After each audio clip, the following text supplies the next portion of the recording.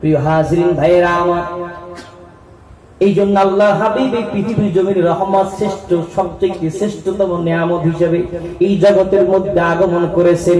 পাইয়া শুধু আমরা খুশি না, যেদিন রাহমাতুল লিল আলামিন পৃথিবীর জমিনে আগমন করেছেন, প্রত্যেক প্রাণী তাদের মনের হিংস্রতা বিদ্বেষ ভুলে গেছে।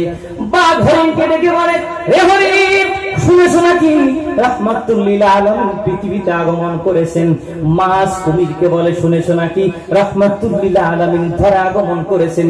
পৃথিবীর সূর্য চাঁদকে বলে, চাঁদ সূর্যকে বলে, জমিন আসমানকে বলে, এক আসমান আর এক আসমানকে বলে, শুনেছো নাকি ধরার জমিনে, এই ধরার বুকে জগৎকে আলোকিত করে পৃথিবীর জমিনে আগমন করেছেন মালিকের সবচাইতে প্রিয় দোস্ত মুহাম্মদুর রাসূলুল্লাহ।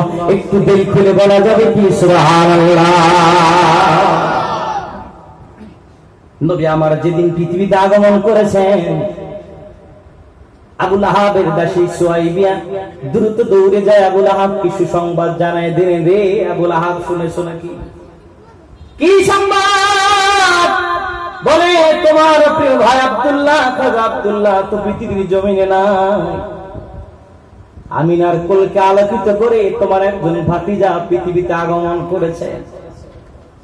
খুশি হইয়া সংবাদ শুনে ইশারা করলেন, যাও এই সুয়াইবিয়া, আমার প্রিয় ভাই খাজা আব্দুল্লাহর এক সন্তান, কলিজার টুকরা সন্তান আমিনার কোলকে আলোকিত করে পৃথিবীতে আগমন করেছে, সেই সংবাদ তুমি আমাকে দিলা।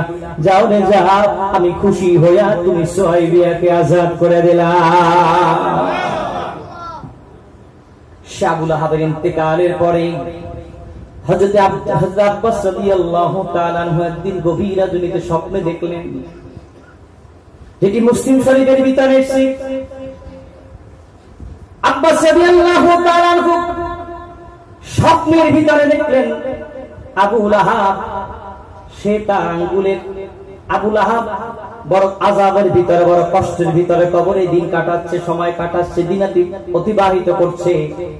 জিজ্ঞেস করলেন, আবু লাহাব রে, তুমি কবর জগতে কেমন আছো? বলে, আছি তো কষ্টে, তবে একটা আনন্দের সংবাদ আছে, প্রতি সোমবারে আমার আঙ্গুলের মাথা থেকে জান্নাতি শরবত আসে।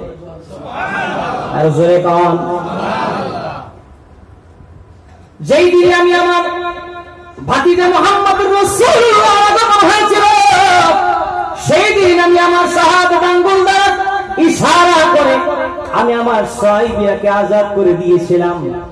হয়তো আল্লাহ পাক বড় খুশি হইয়া আমার ভাতিজা রাহমাতুল লিল আলামিনের আগমনে আমি খুশি হয়ে আঙ্গুল দ্বারা ইশারা করে আমার দাসী সুহাইবিয়াকে আজাদ করে দিয়েছিলাম।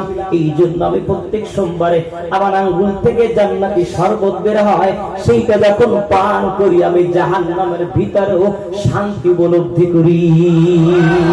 আর জোরে বলতে সুবহানাল্লাহ।